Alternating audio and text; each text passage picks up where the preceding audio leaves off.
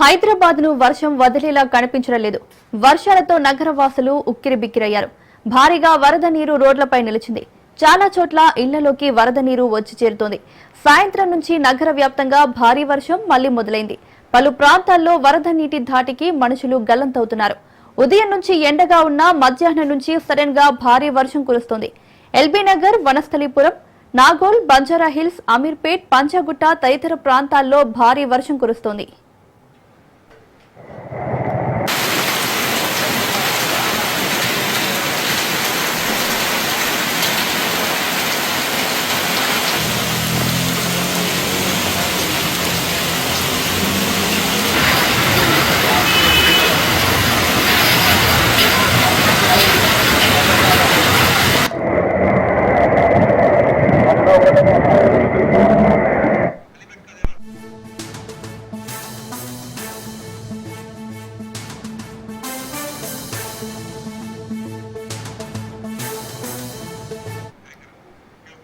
హైదరాబాద్ ను వర్షం వదిలేలా కనిపించడం లేదు. వర్షాలతో నగరవాసులు ఉక్కిరిబిక్కిరయ్యారు. భారీగా వరద నీరు రోడ్లపై నిలిచింది. చాలా చోట్ల ఇళ్లలోకి వరద నీరు వచ్చి చేరుతుంది. సాయంత్రం నుంచి నగర వ్యాప్తంగా భారీ వర్షం మళ్లీ మొదలైంది. పలు ప్రాంతాల్లో వరద నీటి ధాటికి మనుషులు గల్లంతవుతున్నారు. ఉదయం నుంచి ఎండగా ఉన్న మధ్యాహ్నం నుంచి సడన్ గా భారీ వర్షం కురుస్తోంది. ఎల్బీ నగర్, వనస్థలిపురం, నాగోల్, బంజారాహిల్స్, అమీర్పేట్, పంచగుట్ట తదితర ప్రాంతాల్లో భారీ వర్షం కురుస్తోంది.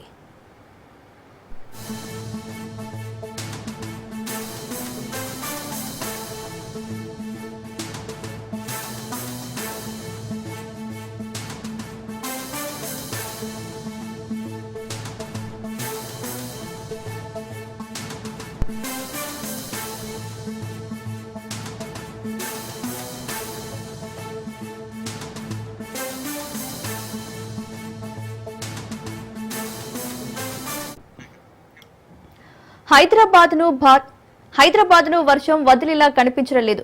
వర్షాలతో నగరవాసులు ఉక్కిరిబిక్కిరయ్యారు. భారీగా వరద నీరు రోడ్లపై నిలిచింది. చాలా చోట్ల ఇళ్లలోకి వరద నీరు వచ్చి చేరుతోంది. సాయంత్రం నుంచి నగర వ్యాప్తంగా భారీ వర్షం మళ్లీ మొదలైంది. పలు ప్రాంతాల్లో వరద నీటి ధాటికి మనుషులు గల్లంతవుతున్నారు. ఉదయం నుంచి ఎండగా ఉన్న మధ్యాహ్నం నుంచి సడన్ గా భారీ వర్షం కురుస్తోంది. ఎల్బీ నగర్, వనస్థలిపురం, నాగోల్, బంజారాహిల్స్, అమీర్పేట్, పంచగుట్ట తదితర ప్రాంతాల్లో భారీ వర్షం కురుస్తోంది.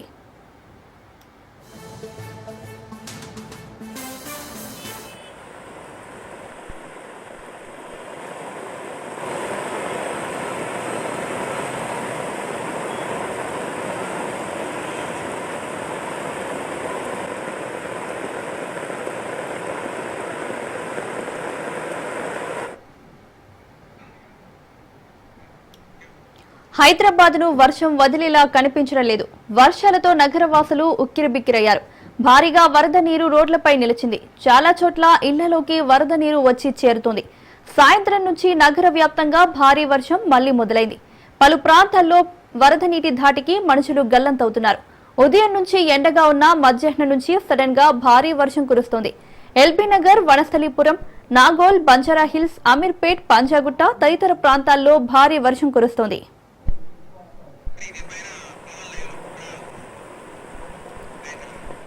ఇదే అంశానికి సంబంధించి మరింత సమాచారం మా రిపోర్టర్ పవన్ అందిస్తారు. పవన్, చెప్పండి.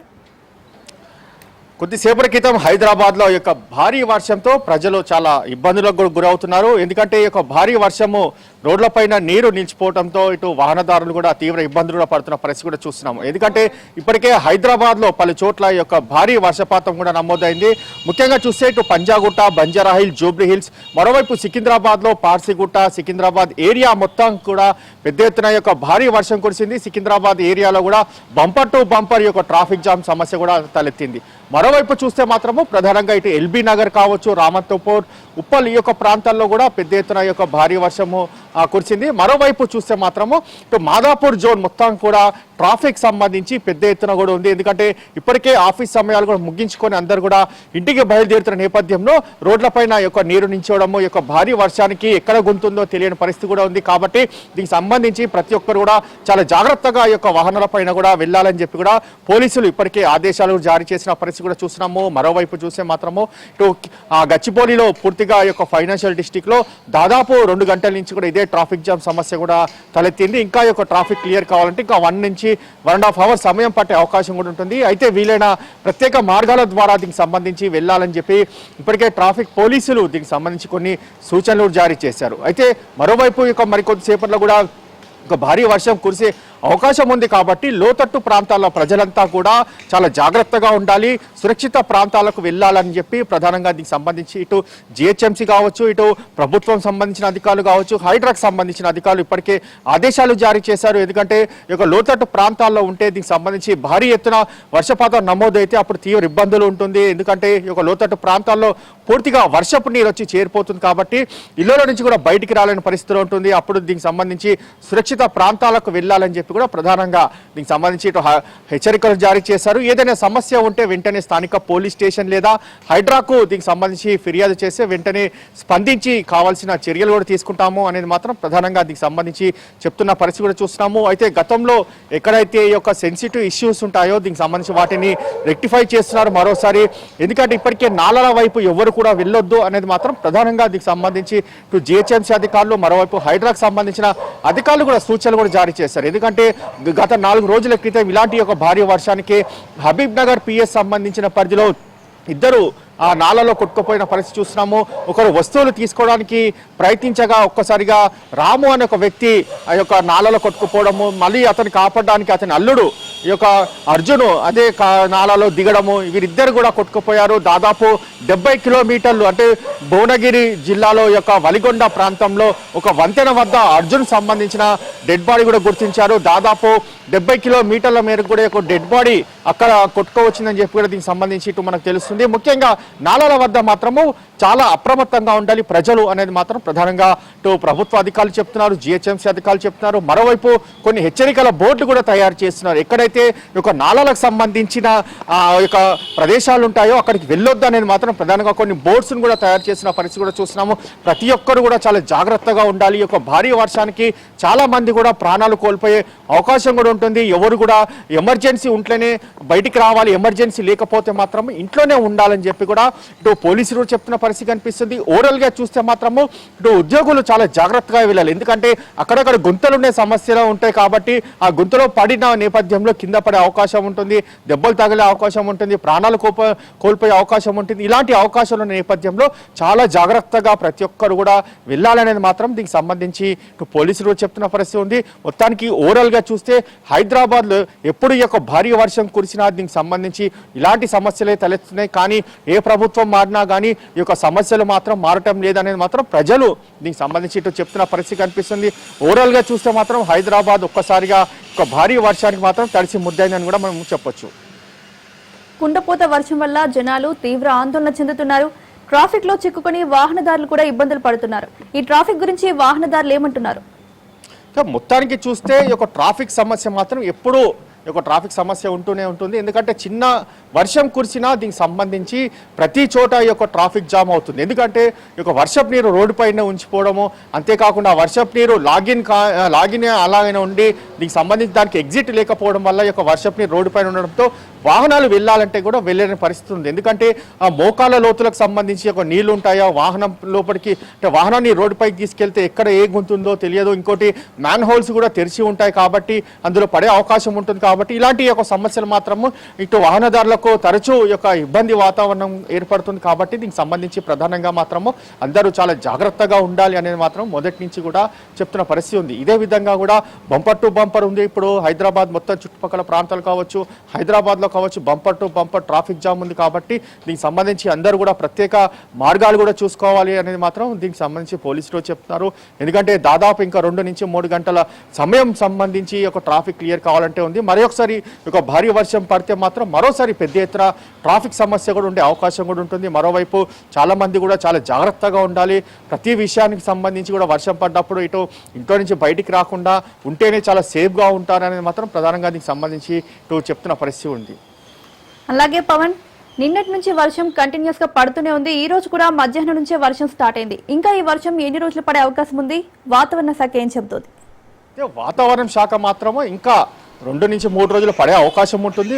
అతి నుంచి అతి భారీ వర్షం కురిసే అవకాశం కూడా ఉంది అనేది మాత్రం హెచ్చరికలు కూడా జారీ చేసింది. ఈ యొక్క హెచ్చరికల నేపథ్యంలో చూస్తే ప్రధానంగా ప్రతి ఒక్కరు కూడా జాగ్రత్తగా ఉండాలి అనేది మాత్రం దీనికి సంబంధించి చెప్తున్న పరిస్థితి ఉంది.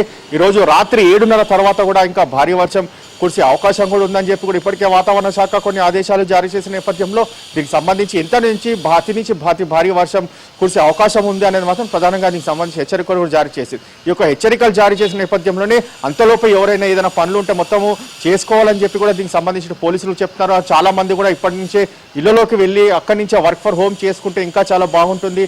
కొన్ని సాఫ్ట్వేర్ కంపెనీలకు కూడా ఇలాంటి భారీ వర్షం పడ్డప్పుడు పోలీసులే నేరుగా అక్కడికి వెళ్ళి వర్క్ ఫ్రమ్ హోమ్ చేసుకుంటే బాగుంటుంది అనేది మాత్రం ప్రధానంగా కొన్ని సంబంధించిన సాఫ్ట్వేర్ సంస్థలకు సంబంధించి కొన్ని గైడ్లైన్స్ కూడా ఇచ్చిన పరిస్థితి చూస్తున్నాము. అదే తరహాలో కూడా ఈసారి కూడా యొక్క భారీ వర్షం కురిస్తే ఇటు హైటెక్ సిటీ ప్రాంతాలన్నీ కూడా పెద్ద ఎత్తున సాఫ్ట్వేర్ కంపెనీలు ఉన్నాయి కాబట్టి వాటికి సంబంధించి ఇటు పోలీసులు స్వయంగా వెళ్ళి అక్కడ సిచ్యువేషన్ కూడా వారికి చెప్తారు కాబట్టి వారు కూడా వర్క్ ఫర్ హోమ్ ఇచ్చే అవకాశం కూడా ఉంటుంది. అలాంటి సంబంధించి పూర్తిగా ప్రత్యామ్నాయ మార్గాలు కూడా పోలీసులు ఎంచుకోవాలనేది మాత్రం ప్రధానంగా దీనికి సంబంధించి చెప్తున్నారు.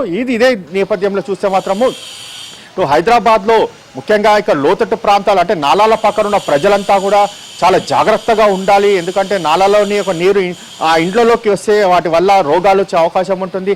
ఇలాంటివన్నీ కూడా దీనికి సంబంధించి ప్రతి ఒక్కరు కూడా జాగ్రత్తగా ఉంటే చాలా మంచిదని చెప్పి కూడా ఇటు ప్రభుత్వం కూడా హెచ్చరికలు జారీ చేసిన పరిస్థితి చూస్తున్నాం.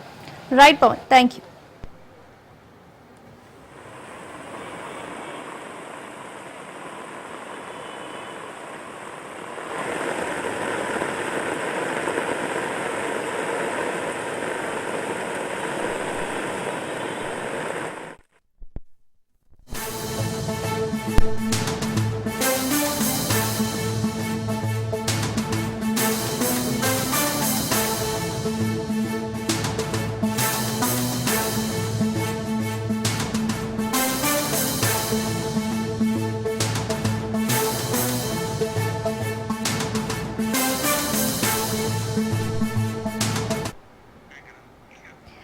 సిరిసిల్ల జిల్లా కలెక్టర్ పై సర్కార్ సీరియస్ అయింది. ప్రజా పాలనపై ఎందుకు నిర్లక్ష్యం వహించారని ప్రశ్నించింది. ఆహ్వాన పత్రికలో స్పీచ్ ఎందుకు ఏర్పాటు చేయలేదని, వచ్చిన అతిథులకు తాగునీటి వసతి, స్వీట్లు ఏర్పాటు చేయలేదని, ఇక జాతీయ గీతాలాపన సమయంలో సైరన్ ఎలా మోగిస్తారని నిలదీసింది. మొత్తం ఘటనపై వివరణ ఇవ్వాలని కలెక్టర్కు మెమో జారీ చేసింది ప్రభుత్వం.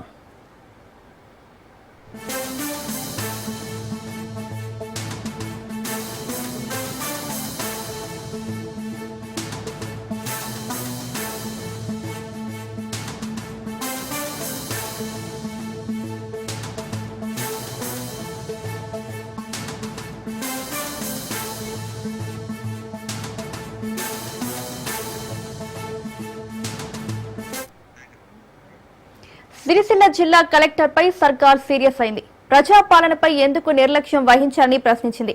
ఆహ్వాన పత్రికలో స్పీచ్ ఎందుకు ఏర్పాటు చేయలేదని, వచ్చిన అతిథులకు తాగునీటి వసతి, స్వీట్లు ఏర్పాట్లు చేయలేదని, ఇక జాతీయ గీతాలాపన సమయంలో సైరన్ ఎలా మోగిస్తారని నిలదీసింది. మొత్తం ఘటనపై వివరణ ఇవ్వాలని కలెక్టర్కు మెమో జారీ చేసింది ప్రభుత్వం. ఇక ఇదే అంశంపై మరింత సమాచారం మా రిపోర్టర్ రవీంద్ర అందిస్తారు. రవీంద్ర, చెప్పండి. మౌనిక, రాజన్న సిరిసిల్ల జిల్లా కలెక్టర్ పైన ఒక్కొక్కటి వివాదాలు తెరపైకి వస్తున్న పరిస్థితి అయితే కనబడుతుందని చెప్పొచ్చు. మొన్న ప్రజా పాలనలో భాగంగా ఒకవైపు సిరిసిల్ల జిల్లాకు సంబంధించి అక్కడ ప్రోగ్రాం ఏర్పాటు చేయడం జరిగింది. అయితే కలెక్టర్ అంటే విప్పు ఆది శ్రీనివాస్ ఆల్రెడీ ముందుగా వచ్చాడు. అక్కడ వెయిట్ చేస్తున్న పరిస్థితుల నేపథ్యంలో అతనికి ప్రోటోకాల్ ప్రకారం అతనికి ఎటువంటి తీసుకోలేరు. అక్కడ అదే విధంగా ఎవరు వచ్చినా గానీ వాళ్లకు విఐపీలకు కూడా అక్కడ సపరేట్ గా ఏం ఏర్పాటు చేయలేరు. ఒకవైపు ఎవరికి కూడా విలువ ఇవ్వలేరు అనే కోణంలో మాత్రం ఇప్పటికే ప్రభుత్వం గుర్రు ఉన్న పరిస్థితుల నేపథ్యంలో ఈ రోజు అయితే ప్రజాపాలన సందర్భంగా ప్రభుత్వం ఆది శ్రీనివాస్ ప్రోటోకాల్ ఉల్లంఘన వైనంపై కూడా ఒకవైపు క్లారిటీ ఇవ్వాలని చెప్పడం జరిగింది. అదేవిధంగా రాష్ట్ర పండుగ జరుపుకుంటున్నాం, ఒకవైపు నిర్లక్ష్యంగా వ్యవహరించాడనే కోణంలో దాని మీద వివరణ. అదేవిధంగా ఆహ్వాన పత్రికలో స్పీచ్ ఎందుకు లేదు అంటే ఎండింగ్ లో స్టార్టింగ్ లో జెండా ఆవిష్కరణ అయిన అనంతరం కూడా స్పీచ్ రాష్ట్ర ప్రభుత్వానికి సంబంధించిన స్పీచ్ వెల్లడించాల్సి ఉంటుంది. కానీ దాంట్లో ఆహ్వాన పత్రికలో స్పీచ్ లేదని కూడా దానిపైన వివరణ ఇవ్వాలని చెప్పడం జరిగింది. అదే విధంగా స్టేజీ వద్ద కనీసం వచ్చిన అతిథులకు ఎటువంటి త్రాగునీటి సౌకర్యం లేదు. వచ్చిన వారికి స్వీట్స్ కావచ్చు, ఏమైనా అరేంజ్మెంట్స్ కూడా లేకపోవడంతో అక్కడ కూడా చాలా వచ్చిన వారు ఇబ్బంది పడ్డారు. జిల్లా కలెక్టర్ అయితే వాటి ఏం చేశాడనే కోణంలో కూడా దీనిపైన కూడా వివరణ ఇవ్వడం జరిగింది. అదేవిధంగా జాతీయ గీత ఆలాపన ఆల్రెడీ జరుగుతుంది. ఇతను రాకముందే ఆ జరుగుతున్న సమయంలో అతని వెహికల్ రావడంతో ఆ కలెక్టర్ సైరన్ ఏ విధంగా వేశారు, సైరన్ ఎందుకు గురించి చేశారనే కోణంలో కూడా దానిపైన కూడా వివరణ ఇవ్వాలని, క్లారిటీ ఇవ్వాలని కూడా చెప్పడం జరిగింది. అదేవిధంగా పైన ఇవన్నిటిపైన కూడా ఒకవైపు మెమో ప్రభుత్వం అయితే జారీ చేసిన పరిస్థితి అయితే చెప్పవచ్చు. వీటిపైన కంపల్సరీ జిల్లా కలెక్టర్ వివరణ ఇవ్వాలని కూడా కోరడం జరిగింది. అయితే గత కొన్ని రోజుల నుంచి కూడా కలెక్టర్ పైన ఎన్నో వివాదాలు కావచ్చు, అదేవిధంగా అధికారులతో సయోగిక ఉండడం లేదు, అదేవిధంగా నియంతగా వ్యవహరిస్తున్నాడు, అదేవిధంగా కొన్ని కేసులలో అతను కోర్టును కూడా ధిక్కరిస్తున్న పరిస్థితులు కనబడుతున్నాయనే కోణంలో ఇటువంటి జరుగుతున్న పరిస్థితుల నేపథ్యంలో ఇప్పుడు ప్రభుత్వం కూడా అతని పైన వివరణ ఇవ్వాలనే ఒక మెమో కూడా జారీ చేయడం జరిగింది. అంటే మరి దానిపైన జిల్లా కలెక్టర్ ఏ విధంగా వివరణ ఇస్తారు ప్రభుత్వానికి వెళ్ళి అక్కడికి వెళ్ళి అంటే సిఎస్ దగ్గరికి వెళ్ళి తను వివరణ ఇవ్వాల్సి ఉంటుంది కాబట్టి మరి ఎప్పుడు వెళ్తారు, ఎప్పుడు వెళ్ళిన అనంతరం సిఎస్ కి ఏ విధంగా వివరణ ఇస్తారు, లేఖ ద్వారా ఇస్తారా లేకపోతే కంపల్సరీ అక్కడికి వెళ్లే వివరణ ఇచ్చే అవకాశం ఉంటుందనేది మాత్రం వేచి చూడాల్సిన అవసరం అయితే ఉందని చెప్పవచ్చు. Right Ravinder, thank you.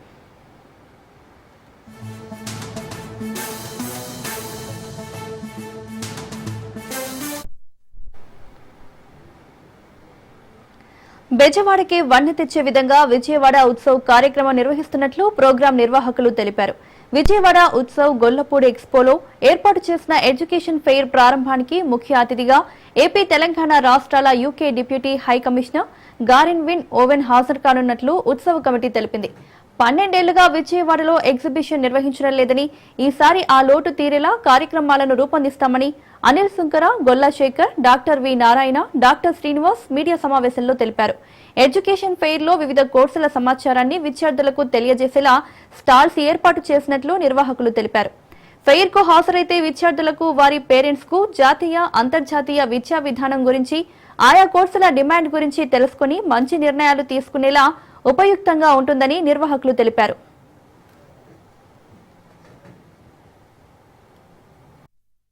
Vijayawada exhibition and Vijayawada Utsav ఈ నగరానికి మరింత శోభ తీసుకొచ్చే విధంగా దసరా ఉత్సవాలు ఎప్పుడు మనం చేసుకునేవాళ్ళం, ఆ దసరా ఉత్సవాలను విజయవాడ ఉత్సవాలుగా మరింత ప్రాముఖ్యతతో మరింత విజయవంతంగా అందరూ పాల్గొనేటట్టు, అంటే నగర పౌరులు అందరూ పాల్గొనేటట్టు చేస్తున్నాము. ఇందులో భాగంగానే అక్కడ ఎగ్జిబిషన్ లో ఎడ్యుకేషన్ పెవిలియన్ పెడుతున్నామండి.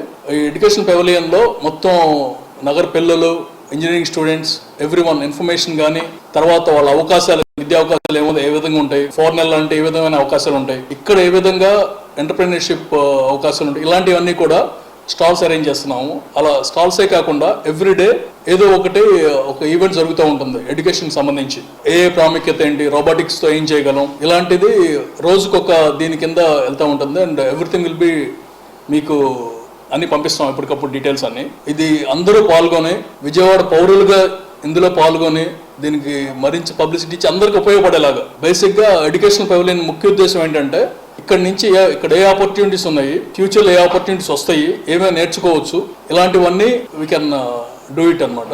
సో దాన్ని బట్టి ఏమేం చేయగలం, పిల్లలు ఏమేం చేయగలరు, నెక్స్ట్ పై చదువులకి ఎక్కడెక్కడ వెళ్ళగలరు, ఇలాంటి డీటెయిల్స్ అన్నీ ఉంటాయి. సో ఎడ్యుకేషన్ పెవిలియన్ లో ప్రతి విద్యార్థి పార్టిసిపేట్ చేసి వాళ్ళు ఎంతో కొంత నాలెడ్జ్ పెంచుకునే విధంగా ఉంటుంది ఈ 50 days. అది చూద్దామని దీని ముఖ్య ఉద్దేశం.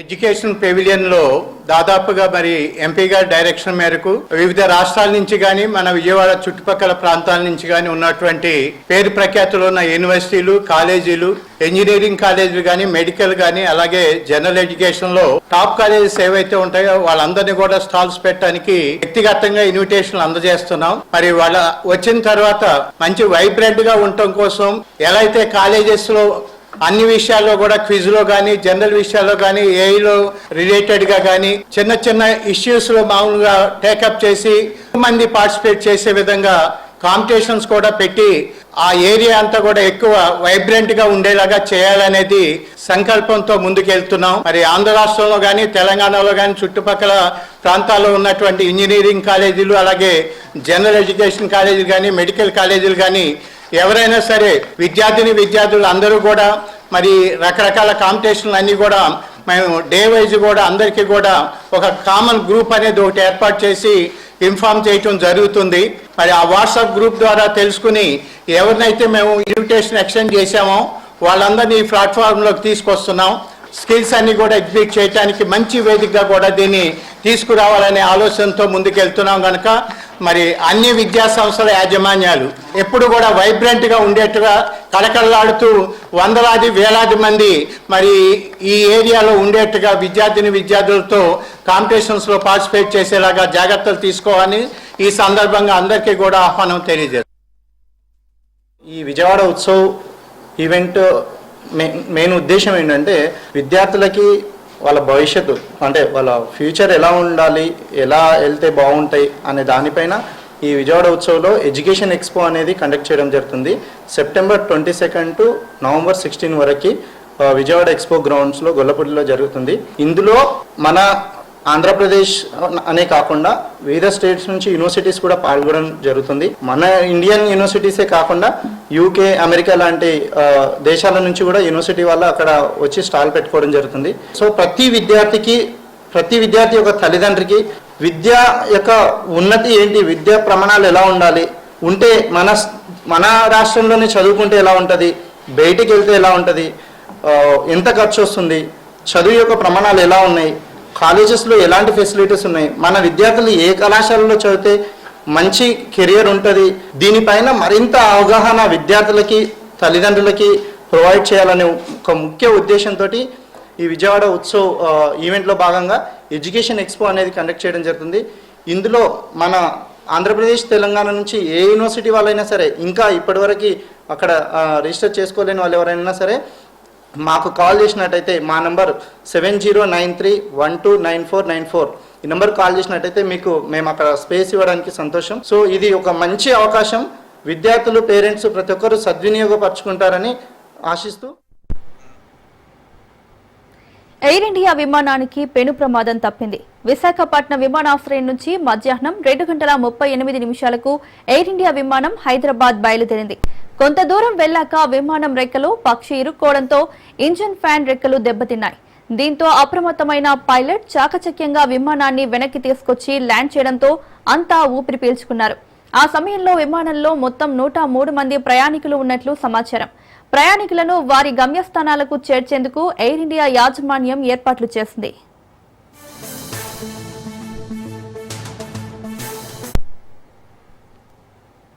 ఎమ్మెల్యే కోమటిరెడ్డి రాజగోపాల్ రెడ్డి కీలక వ్యాఖ్యలు చేశారు. తనపై కొందరు సోషల్ మీడియాలో అసత్య ప్రచారం చేస్తున్నారని, కాళేశ్వరం ప్రాజెక్టులో అవినీతి జరిగిందని మొదట ప్రశ్నించింది తానేనని అన్నారు. కానీ సమర్థిస్తున్నట్లు అసత్య ప్రచారం చేస్తున్నారన్నారు. తనకు ఏదో మంత్రి పదవి రాకపోవడంతో ప్రభుత్వానికి, సీఎంకు వ్యతిరేకంగా ఉన్నట్లు క్రియేట్ చేస్తున్నారన్నారు.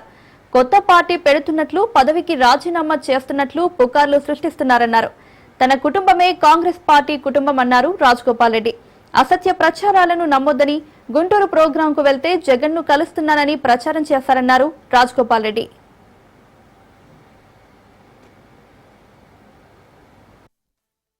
అబద్ధాలని మా వ్యక్తిగతంగా మా ఇమేజ్ వాడు చేసే విధంగా ఎన్నో కథనాలు వస్తున్నాయి. అసలు కాళేశ్వరం ప్రాజెక్టు గురించి తెలంగాణ రాష్ట్రంలో గత అసెంబ్లీలో టీఆర్ఎస్ ప్రభుత్వం వ్యతిరేకంగా ఒక పెద్ద కుంభకోణం 1,00,000 కోట్లు అప్పు తీసుకొచ్చి కడితే ఈ ప్రాజెక్టు కరెక్ట్ ప్రాజెక్టు కాదు, గ్రావిటీ ద్వారా తుమ్మిడిహట్టి నుంచే నీళ్లు తీసుకురావాలి, గతంలో ఏదైతే పెట్టినామో ప్రాజెక్టు ప్రాణహిత చేవెళ్ళ అదే కరెక్ట్, కాంట్రాక్టర్లు దోసుకుంటందుకు పెట్టిన కాళేశ్వరం ప్రాజెక్ట్ అని చెప్పడం జరిగింది. ఉమ్మాటికి అవినీతి జరిగిందనేది అందరికంటే ముందు రాష్ట్రంలో నేను శాసనసభ్యునిగా ఉన్నప్పుడు అసెంబ్లీ సాక్షిగా చెప్పిన అదే విషయాన్ని వక్రీకరించి మళ్ళీ ఈరోజు నేను ప్రభుత్వానికి నాకు మంత్రివర్గంలో స్థానం కల్పించినందుకు నేను ఏదో ప్రభుత్వం మీద వ్యతిరేకత, రేవంత్ రెడ్డి గారి మీద వ్యతిరేకంగా ఉన్నా అని భావించి నా మీద ప్రభుత్వానికి, రేవంత్ రెడ్డి ప్రభుత్వానికి, ముఖ్యమంత్రి గారికి వ్యతిరేకంగా నేను మాట్లాడని విషయాలు కూడా సృష్టించి అబద్ధాలని సోషల్ మీడియా ద్వారా ప్రచారం చేస్తున్నారు. వాటన్నిటిని తీవ్రంగా ఖండిస్తున్నా. అందుకని ఈ మీడియా ద్వారా తెలంగాణ ప్రజలందరికీ కూడా చెప్తున్నా,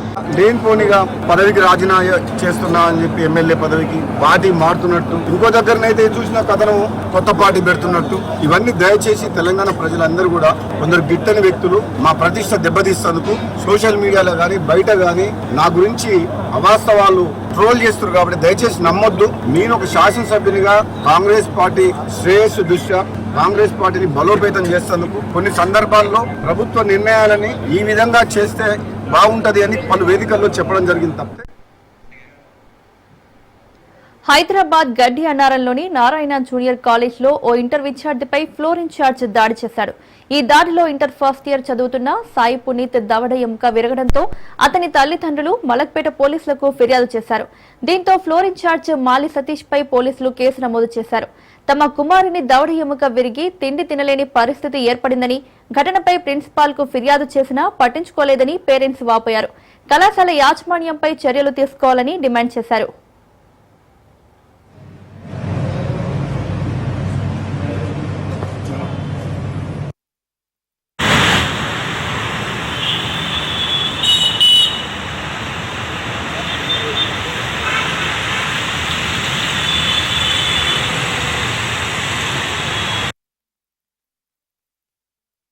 నా పేరు సంతోష్ అండి. నేను ప్రైవేట్ ఎంప్లాయీని. మా బాబు D Sai Puneeth Narayana junior college Gaddenaram branch లో చదువుకుంటుండు.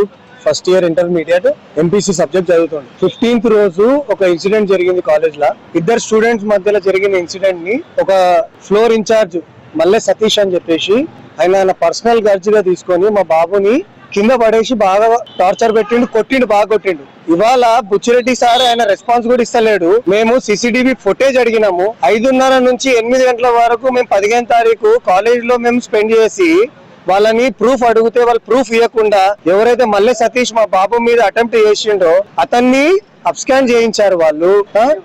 వాళ్ళని ఆయన పిలిపియలేదు. సో మేము అదే దాని గురించే నిన్న కూడా కాలేజ్ కి వెళ్ళి సీసీటీవీ ఫుటేజ్ గ్యాదర్ చేసి చూస్తే ఆ సీసీటీవీ ఫుటేజ్ చూసినాక ఏ తల్లిదండ్రికి ఆ కోపం ఆగదండి. నారాయణ కాలేజ్ అని చెప్పేసి పెద్ద పేరు చెప్పుకొని ఇంత ఫీజులు తీసుకొని మన పిల్లల్ని మనము పంపిస్తాం వాళ్ళ బాధ్యతతోని. వాళ్ళు ఇట్లా ట్రీట్ చేస్తారు అని అంటే ఎడ్యుకేషన్ ఇచ్చి లాభం ఏంది పిల్లలకు? వాళ్ళని నమ్ముకొని మనం పంపిస్తే వాళ్ళు మనకి ఏమని న్యాయం చేస్తున్నారు? పిల్లల్ని ఇట్లా కొడతారా? జా మొత్తం క్రాక్ వచ్చేసింది, లెఫ్ట్ సైడ్ జా మొత్తం ర్యాషెస్ కింద పడేసి కొట్టిండ్రు మొత్తం. బాబు నారాయణ కాలేజ్ లో చదువుతున్నాడు. డి సాయి పునీత్ వాడి పేరు. ఆయన ఎంత ఇదితోని కొట్టిండు అంటే అసలు ఆ మనిషి చూడడానికి ఒక విలన్ లాగా ఉన్నాడు. అసలు ఆయన పిల్లోడిని లేపి ఎత్తేసి మరీ కొట్టిండు. అంతగానం ఏమొచ్చిందో వాళ్ళు కూడా ఫ్యాకల్టీ పక్కన అనుష ఇన్ఛార్జ్ అంట, ఆ అమ్మాయి అక్కడే కూర్చుంది, ఆమె చూస్తుంది. ఇంకా లేడీస్ ఉన్నారు, వాళ్ళు చూస్తున్నారు. వాళ్ళకి కూడా పిల్లలు ఉన్నారు కదా, చూస్తున్నారు. కానీ ఒక్క మేనేజ్మెంట్ వచ్చి మాత్రం వాళ్ళని ఆపలేదు. ఆయన అంతా ఇట్లా తంతూ ఉంటే కూడా ఆడది అయ్యి అది కూడా అసలు ఆపని కూడా ఆపలేదు. మంచిగా చూస్తున్నారు. మీకు మేము ఫుటేజ్ మేము సబ్మిట్ చేసినాం. ఆ ఫుటేజ్ లో చూస్తే ఈజీగా కనిపిస్తుంది. లేడీస్ ఆడ కూర్చొని ఎంత మంచిగా చూస్తున్నారు వాళ్ళని. కేవీ బులెటిన్ అప్డేట్స్ చూస్తూనే ఉండండి రాజ్ న్యూస్.